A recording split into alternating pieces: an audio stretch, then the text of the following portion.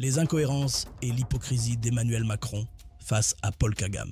Premier point, une politique de deux poids, deux mesures. Emmanuel Macron affirme défendre le droit international et la souveraineté des États.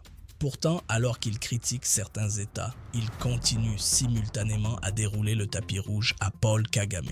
Cette attitude apparaît contradictoire. D'un côté, la France se montre ferme. De l'autre, elle maintient des relations privilégiées avec Kigali. Et ce, malgré les rapports internationaux impliquant l'armée rwandaise dans le conflit à l'est de la RDC. Deuxième point, l'impunité malgré les accusations historiques. L'une des principales controverses concerne l'attentat du 6 avril 1994. Selon les critiques, plusieurs enquêtes françaises ont conduit à des conclusions consistantes visant certains responsables militaires rwandais.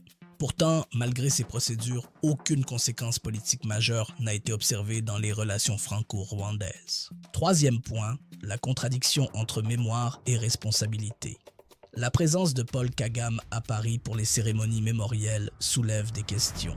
Il est incohérent de célébrer le devoir de mémoire tout en refusant d'aborder les accusations sur les événements ayant précédé le génocide. Cette contradiction nourrit le sentiment que certaines victimes bénéficient d'une reconnaissance tandis que d'autres restent ignorées.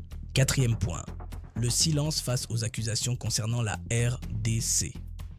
Les rapports successifs de l'ONU évoquent régulièrement le rôle du Rwanda. La France devrait adopter une position plus ferme pour rester cohérente avec son discours sur la paix et la souveraineté. Cinquième point, le risque pour l'image de la France. Les citoyens s'interrogent sur les motivations stratégiques de Paris. Cette politique risque d'alimenter la perception que la France privilégie des intérêts géopolitiques au détriment de la justice. Pour conclure, l'incohérence réside dans le décalage entre les principes affichés et la poursuite d'une relation privilégiée avec Kagame. 30 ans d'impunité, c'est plus qu'assez.